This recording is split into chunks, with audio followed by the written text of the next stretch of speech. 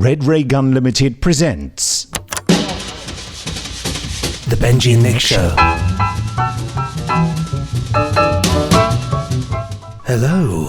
Hello. Hello. Hello. Hello. Good morning. It's gonna go on forever. Good morning. Good morning, 40. Good evening. Goodness. Good day. What? I thought I'd throw you. Oh, good Loch Ness. Lock that door, Ness. Hello. Welcome Hello. to the Benji and Nick Show. Sorry, I thought you were saying hello to me. Yes, welcome one and Hello. all. Put your feet up, sit tight. You're in for a cult telly ride into the unknown, as your favourite podcasters are sat here to give you all the banter and brilliance of cult television. Well, that's very presumptuous, Benji. I'm Nick, by the way. He's Benji. In the same old format shuffle we introduced 2 weeks ago, we'll go straight into our topic of the week, the Beiderbecke affair. But when I say we'll go straight into it, we'll go straight into it and we'll deal with the competition that we did last time. Yeah. Yeah, it's a good idea. Later. It's a good idea. Yeah, do that at later. The end, keep them wanting more, you know. So, what were we talking about? The Beiderbecke affair. Now, the funny thing about the Beiderbecke affair is it was one of those shows which I thought I was one of the only people to really sort of have any recollection of it. And I think we talked about it, I think it was mentioned on the podcast and it was like, oh my God, you know it too. But then I think my favourite moment was when I went to your house and saw that you had the Beiderbecke trilogy on DVD, and I was like, oh my God, I'm not alone here with this great gem of the 1980s, which I love and I think is absolutely fantastic. Yeah, I mean, I remember it very much. I've got a feeling it was on Sunday nights. I can tell you if you like, because I'm going to get up. Let's look it up. Just to explain, the Beiderbecke affair stars James Bolam and Barbara Flynn.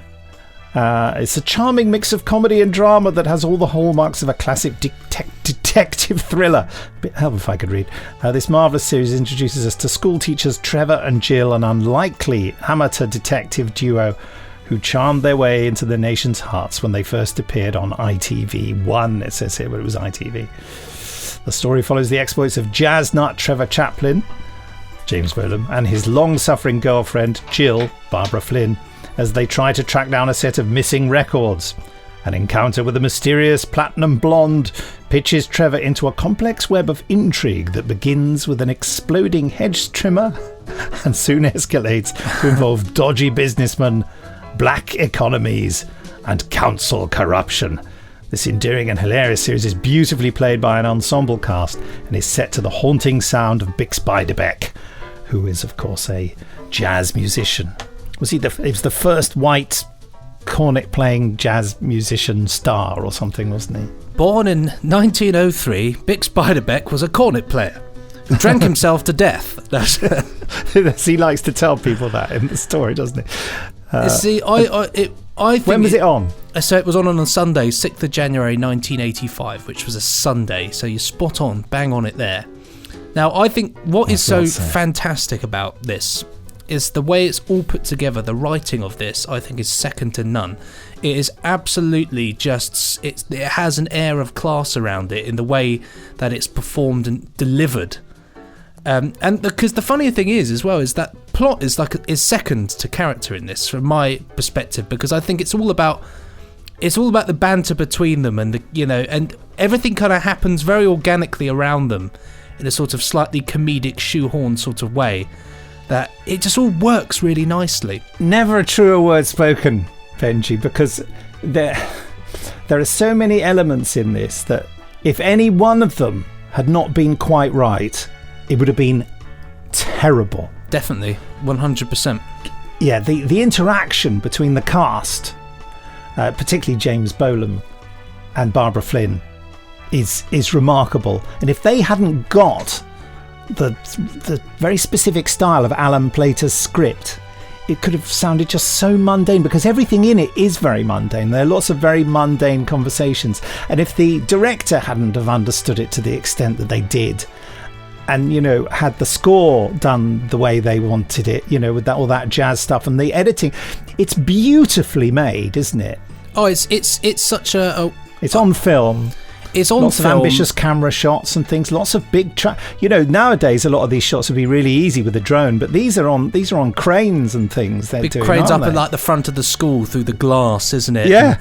And with scenes, I was thinking scenes wonderfully cued in as well, like with that crane effect. Like they finished a scene on the floor below Barbara Flynn's classroom, which is above it, and so they finish the scene. It moves up perfectly timed, where she then delivers the start of the scene. But I remember thinking that's brilliant, because that's so that that it was tight.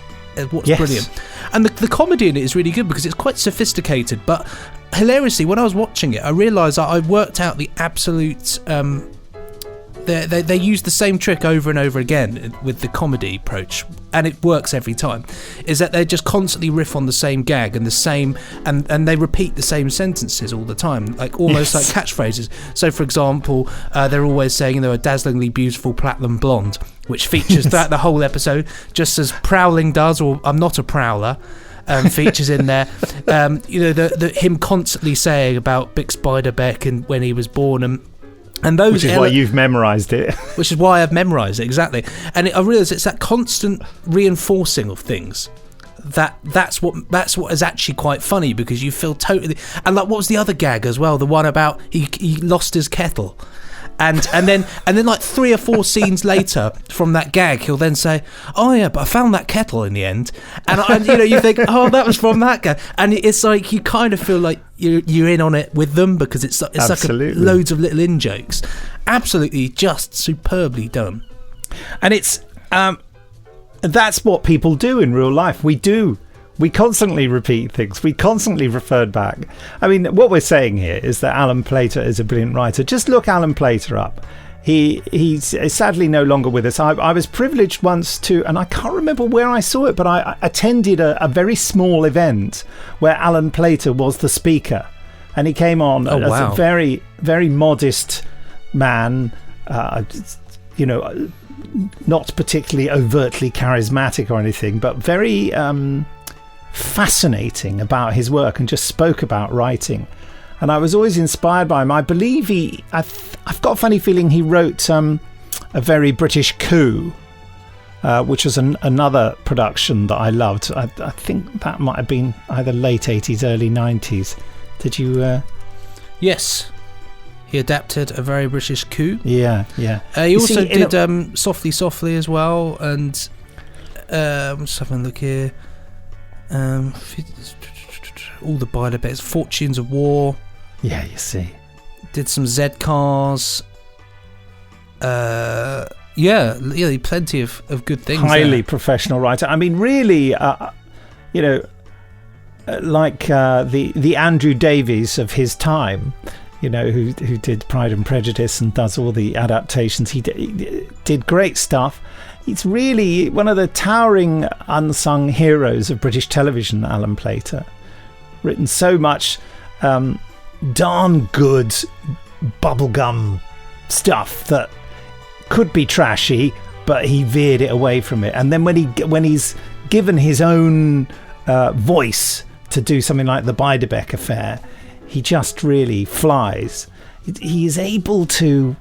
It's whimsical, and normally when someone says something is whimsical, I just think, "Oh, get out of town," because it's like an excuse not to concentrate or have any integrity, or just make it about nothing. And that's the cleverness of this, because it's not a tub-thumping campaigning piece of work, but embedded in it are all sorts of interesting ideas that I'm not going to go on about here. Watch it. If you've never seen it before, watch it. If you've seen it before, watch it again. Definitely, I will be watching the whole thing. The only reason I haven't watched it all again is just I'm holding the DVD here and rattling it around. That I nearly fell off a computer then. That would be great. I've broken my Beiderbecke Affair. No. Yeah, I just haven't had the time. But goodness me, what a pleasurable hour I spent watching that first episode again. Oh, definitely. I was frightened that it wouldn't be as good, and it's twice as good as it ever was. Well, actually, was about to say that it's so, I loved it the first time. I remember watching it the first time, falling in love, and watching it right through from the very first one until the end of the trilogy, and thinking this is an absolute gem. And watching it again, I thought exactly the same, maybe more so, because I know the character, I know what I'm expecting. I'm enjoying it even more. Yeah. I mean, talking of characters, I think the other thing when you're saying about the cast really works with this one is that every character cast really plays to their strengths, and the variety of different characters in there. Like so you've got what's his name, Trevor Chaplin. James Bolam, he's a bit of a geezer, pretty ordinary guy. He's the type of guy that you watch that you think I could probably go to the pub with him and have a good chat. Yeah. You got Jill Swinburne, who's played by Barbara Flynn. Well, she's great, she's clever, she's incredibly funny, but you kind of fancy her as well in a strange sort of way. You think, oh, she's got something about her. But also, talking of which, another fantastic decision here is who sadly passed away only a few weeks ago is Dudley Sutton. I know. Just absolutely excels in this, because is the best. It's the best acting he ever did, isn't it? And it's not what he was usually cast as, was he? He was normally cast as sort of, moronic sidekicks and psychopaths because of his rather startling face. But in this, he's incredibly dry and wonderfully sophisticated, and his lines, every single line that he delivers, cuts so. I can't explain it other than when when he's delivered a line, because it resonates throughout everything. You think, wow, that's brilliant. I mean, it's just a masterclass. I think it really is. Yeah, it is his finest hour. I hope that doesn't belittle any of his other work, but it's only a compliment. I think it's a great piece of work. Well, I don't think I ever saw him in another role, and I'm sure I'm wrong, but I have a sense that I never saw him in another role where he did, standard English. He was always talking like that, and, all right, and that sort of thing. Whereas in this, he's this sort of slightly professorial, world-weary teacher defeated by the education system and trying to find a way through it, Sits standing on his own in the staff room, Yes, and the only pleasure he gets is to observe the affair between these two fellow teachers. He's living through it vicariously, with their relationship, isn't he? Oh, I hope I haven't walked in on any strife. He's always hoping that they're having a row about something deeply personal that he can earwig about. I love it. I think it's just done so brilliantly, and even like it has Sue Jenkins there as the dazzlingly beautiful platinum blonde, who's Gloria Todd from Coronation Street. Who, when I watched this the first time, I didn't even think about it, because I hadn't, I wasn't massively into watching the old Corries. But watching it back now and loving the character of Gloria Todd in Corrie, I was like, oh, what a great choice to cast Sue Jenkins in that part, because she's brilliant in that as well. She is great, isn't she? I just love the way they introduce the whole platinum blonde thing. That he says he's telling Trevor, what's his name again? The name of the character? Trevor Chaplin. Trevor's telling Jill on the way home in his horrible yellow broken down van that he has this dream of a dazzlingly beautiful platinum blonde turning up at his door, and then it happens that evening. And then the next day when he gets to the car, you'll never guess what happened to me. Oh, what, a dazzlingly beautiful platinum blonde appeared at your door and was ushered in to listen to records with you. Yeah. It's just so, I love it. Absolutely love it. And even though it's so mundane, it's so intriguing, isn't it? That, she's selling stuff on a mail order catalogue, which immediately make anyone from that era thinks, oh no, not another mail order catalogue. We were being bombarded by them round about that time, these thumping grey things put through the door, and you order one thing from them and you're wedded to them for life. Oh, you haven't bought your thing this month. Oh god, I don't want anything. So there's that, but then she reveals that she can sell him anything he wants. Yeah. Through some weird means. And so he immediately goes for Big Beiderbecke records, and then they just send him a load of other records instead. Spanish for beginners, wasn't it? Yeah. That's right. An introduction to Mozart, absolutely. Which is really amusing when that's unveiled as well. Yes, but it's intriguing, isn't it? You are pulled into this strange, mundane world. It seems to be mundane, and yet you think, well, why did they send her? And, and he glimpses her in the distance and abandons refereeing a Cub Scouts football match, which he just randomly gets to referee without having ever planned it.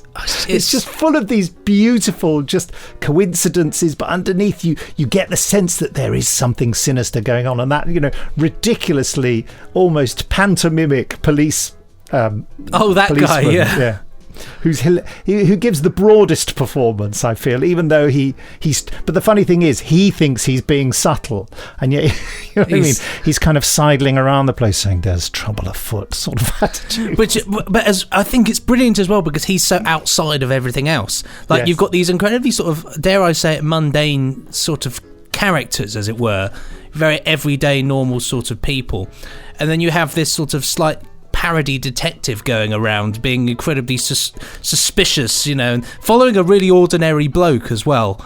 It's all, everything about it is all the elements, like you say. There's just all the elements work. It's like an engine, isn't it?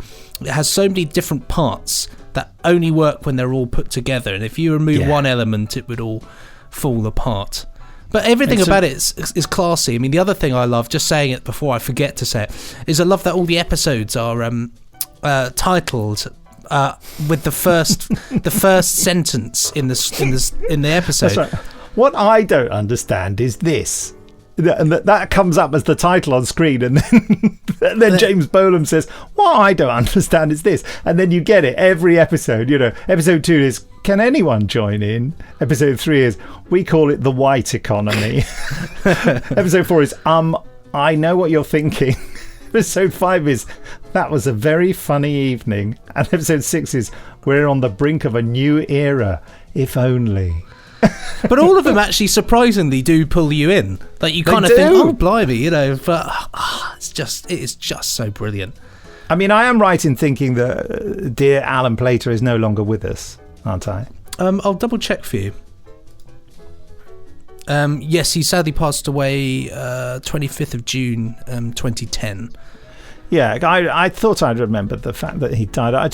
The reason I'm just checking that is that I just really I want to just write to him and tell him he's a genius. I always loved his work. I remember, I think after having seen him speak, I thought I must look out for more of his work.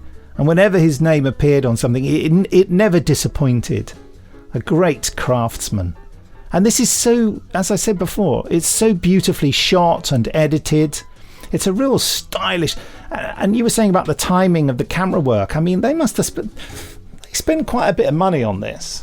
Well, that's the funniest thing, isn't it? They spend quite a bit of money on it for something that's actually fairly basic. It's just set like on a council's block for his flat, a school, and the rec, and a sort of standard suburb setup. There's no dazzling areas and places. And from what I recall, certainly for this, it pretty much stays like that as well. It doesn't go anywhere extravagant. Yeah. But yet, it's just done with such finesse, isn't it? It's just It's just brilliant. I feel like a lesser producer would have looked at this and thought, oh well, we could probably just do this studio multi-camera easily. Maybe a bit of outside broadcast work occasionally. But no, they've decided to go. I think it looks like 16mm stock to me, because it's not as sharp as 35mm, but they've gone to town on it. They've shot it nicely on film, on location, beautifully done. Am I right in thinking that we don't get to see the police sergeant's boss in this series? He doesn't turn up until the next series. Is that right? I think he's only on the phone, isn't he, in this first series? And then I think you see him in the second one, but I can't remember. It's been a while since I've watched it. It's played by Colin Blakely, who's one of my favourite actors. Who just is so long-suffering and dismissive. It's just amazing. Colin Blakely played Dr. Watson in The Private Life of Sherlock Holmes. And one of the best Watsons, I think, because he's not what you would expect a Watson to be. An amazing actor, Colin Blakely, actually. I think that's how a lot of things work like that, is when people tackle it in a slightly different way, and you think, oh, that's really rather good, isn't it? Yeah. But it's like that with all these actors, I think, as well. Like James Bolam, Barbara Flynn, in particular, they're doing comedy here, but both of them, as we know from other things, they can play serious parts incredibly well. Well, James Bolam had been a massive star on television through The Likely Lads, yeah, of course, a BBC sitcom, and then latterly, after that, there had been a big prime-time BBC historical drama called When the Boat Comes In, which he played the lead in that, and that was phenomenally. 81, wasn't that? Around 1988. When the Boat Comes In? Yeah, 1980, 81, wasn't it? When the Boat Comes In? I No, think so. Earlier, 70s. I'm gonna have a look.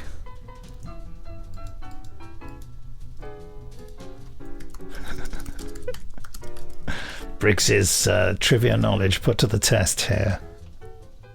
Okay, yeah, so 76 to 81, so it was across a broad spectrum, which makes sense. Yeah. Well, When the Boat Comes In was created by the creator of Callan, James Mitchell. So obviously, straight away, you've got a pretty good, solid writer there. And his son, Peter, said, Callan may have been big, but When the Boat Comes In. I mean, my mum was, despite the fact that she called it When My Boat Comes Home, but she always had an annoying habit. When my boat comes home. Yeah, it's When the Boat Comes In, and it's rubbish. I used to hate it, of course, because it was a grown-up series and I was a teenager. I'm not interested in watching Geordie Fisherman or whatever the heck it was all about. But it was a towering series. So James Bolam was TV's equivalent of box office gold. And I rather fancy that Alan, I mean, we've not read behind the scenes, have we? But I think Alan Plater wrote it for James Bolam, because there's all the references to where you bugger man and all. Yeah, there is. It's very northeast, isn't it? It's written for a Geordie, isn't it? But it's affectionately done as well, and I think Alan Plater, from his Wikipedia, he comes from Yarrow and moved to Hull when he was a kid. So straight away. Maybe, you see, he wrote it because that was his neck of the woods and he was writing it the way he would say it. I'm trying to work out whether this was when Barbara Flynn sort of became a name on television, because this was before a very peculiar practice. What had she done before? So she had been in two incredible series before then. I'm just looking at Wikipedia. She did 40 episodes of A Family at War, which obviously is pretty much the biggest show of the 70s, isn't it, for drama-wise? On ITV. On ITV popularity. Open All Hours as well she did.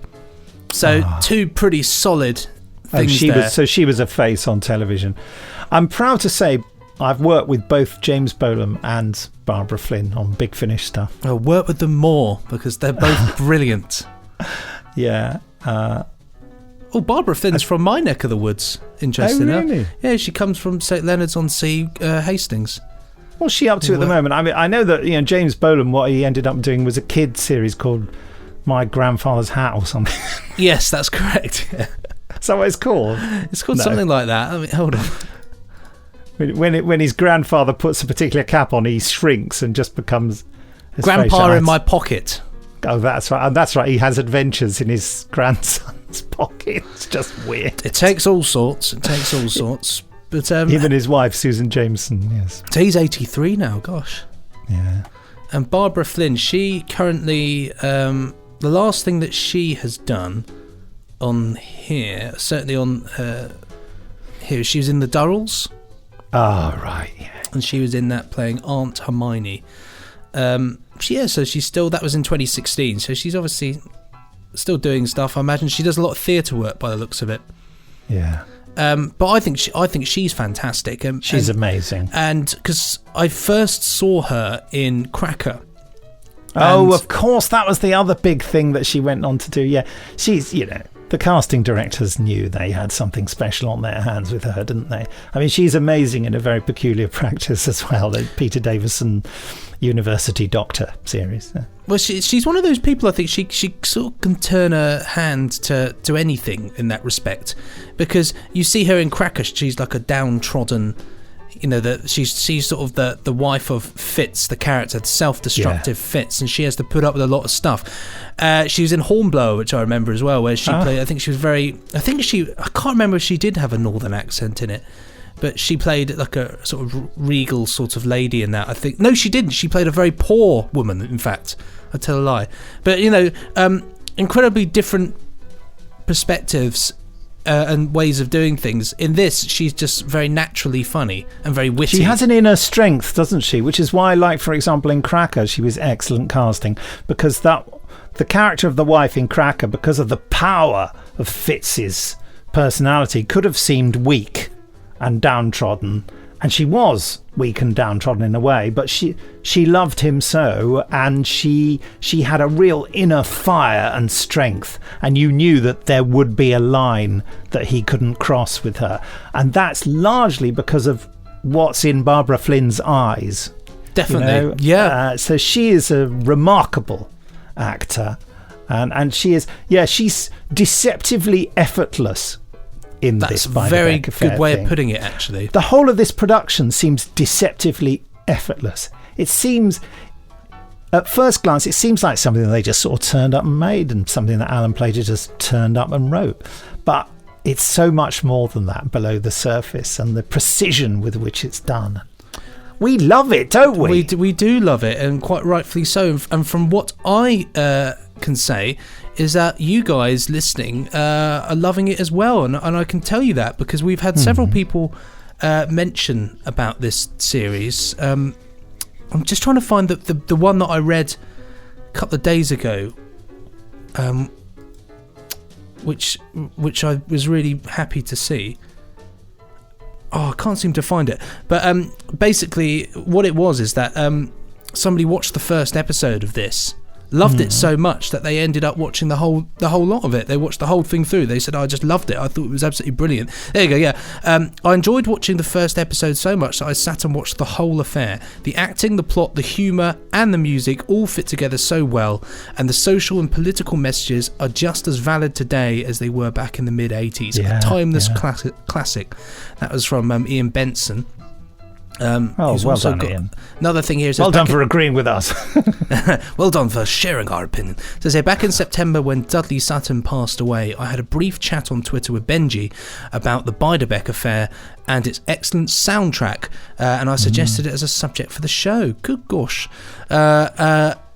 As it has now been chosen as the subject of the week, I should really rewatch it.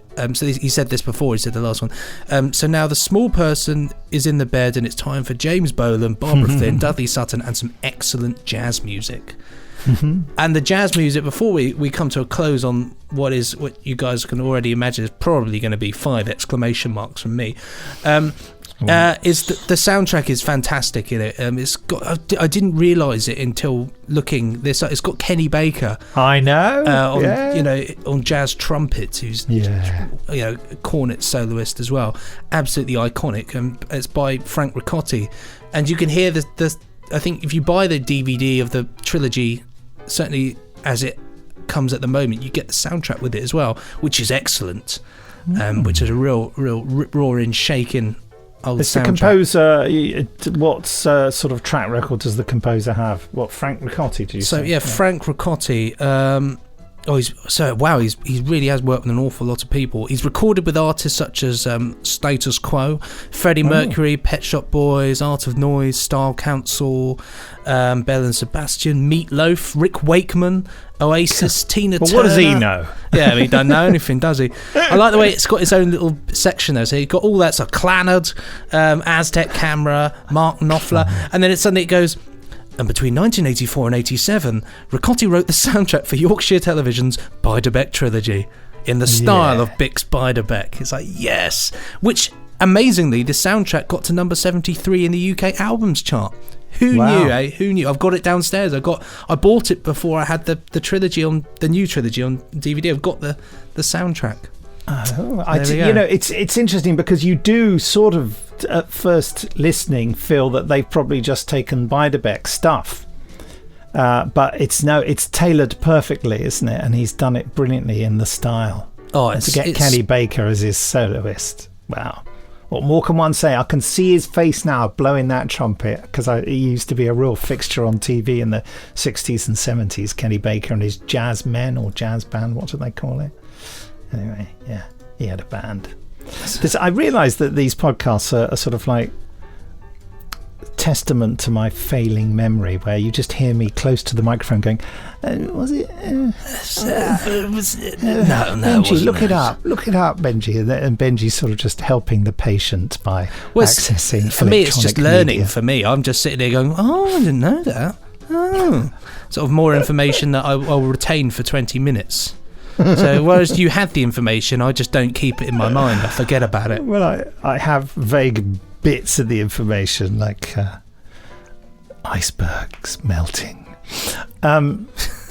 So yeah, five exclamation marks, for goodness sake. 5 out of 5 for me. Loved it to bits, and I urge you to watch it if you like it. If you fancy, I tell you what, if you fancy a good old drama, you can sit down with a cup of tea and a biscuit on a Sunday before kickstarting your evening.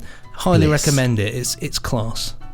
I'm going to be watching more of it tonight, where my son has his friend Izzy over, and they're both going to be playing Fortnite downstairs. So you're going to be playing Frank Ricotti. Yeah. Oh God, I bet she'll be watching it. Oh no, that's. I was just thinking his friend Izzy might be using Ben's bedroom while he's in the living room, because at the moment Steph plays Fortnite in Ben's bedroom while he's in the living room, and I come in and I can't watch television. Oh no, watch it in the shed. Yeah, I'm going to get the DVD drive, plug it into my Mac and watch it there. You see if I don't. A little insight into my life there. All right then, now do you want to read out this competition time bit? Well, it'd be rude not to, wouldn't it? Here we go. So, competition from last time. This is courtesy of our dear friend Rick Davey of the Unmutual website, and they love everything about The Prisoner and Patrick McGowan. And they also do excellent events as well, which both myself and Nick have been privileged to attend. And so it is competition. And one of them is on one of the podcasts. It is, yes, that's right. It's about 5 or 6 podcasts ago, would it be? Which was the ITC evening. Took place in November, didn't it? Our month, Nick. So the competition is as followed. A year ago in January 2018, the Unmutual and is it Kite Media, isn't it? Coit, okay.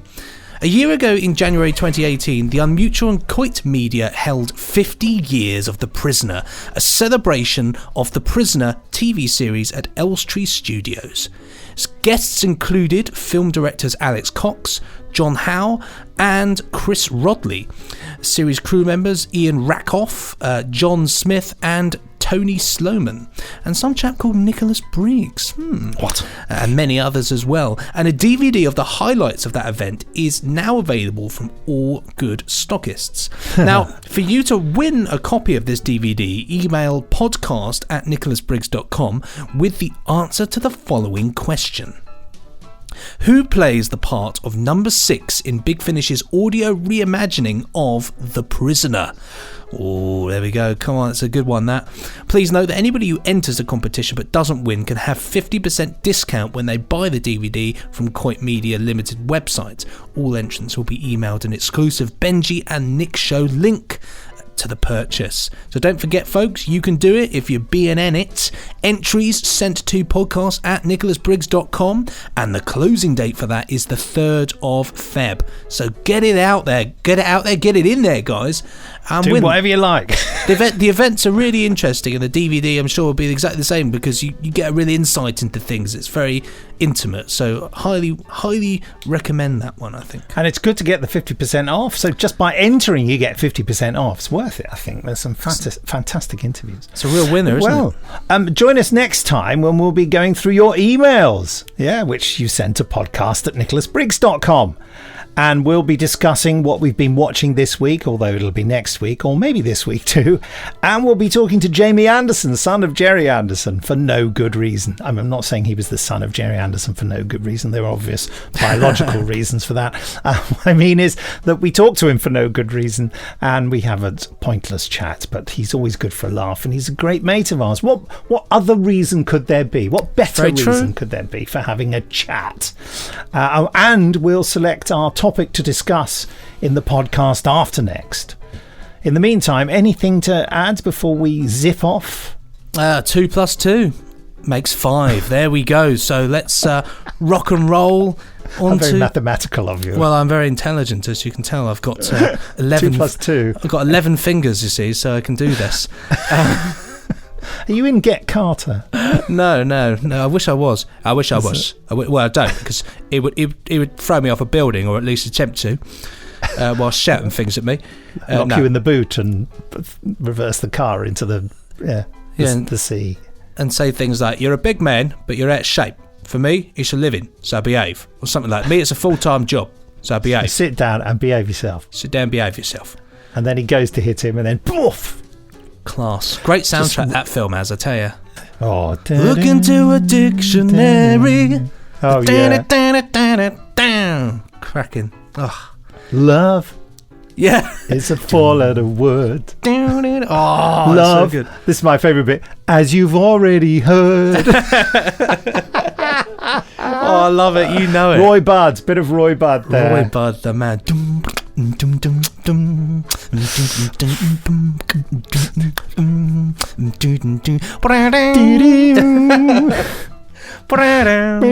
used to listen to that when I was if I was on the train up to London or something. I'd always have that on. Just when we're midway, just to give me a little boost. Oh. The Human League did it on one of their albums, didn't they? They just had a little bit got it down there, yeah. Is it on Dare? It's on Dare, yeah. Yeah. I think it's on Dare, or is it on this? I think I'll double check. I think it is on Dare. Yeah, I'm pretty certain it's. That's the only one of their albums I've got, so it must be on. Yeah, it is on Dare. Yeah. Dare. Yeah, I've got it over there. Yeah. I've got it over there. All the worthwhile Human League hits are on Dare, aren't there? That's all you need. A bit of Peter Gunn. Is Peter Gunn on there? No. That's the one I thought. Is it? I thought Peter Gunn was on it, but it's not actually. Interesting. No, I didn't think so. It's got all the best, Love Action, Do You Want Me, and Do or Die, and Get Carter, and Darkness. Sound of the Crowd, cracking. We're just talking now, aren't we?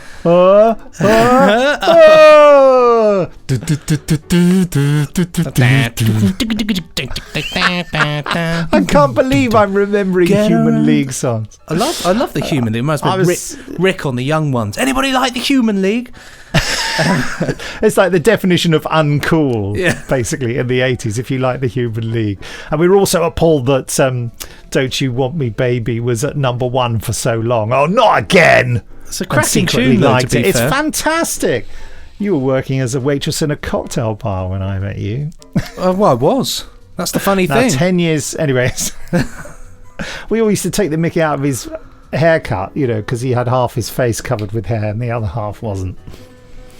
Anyway, this is to make jokes about how he had a cheap barber or something. Just cheap barber or hideous disfigurement, which he wanted to keep secret or something. Oh, I don't know. And the two girls used to dance ever so slightly off the beat and couldn't quite sing. I like the Human League. I'll have to crack that one on later, I think. Put that on the old turntable. Oh, yeah. Anyway, probably time to say goodbye. Goodbye. Yes, goodbye. Pressing stop now. Ka-chunk.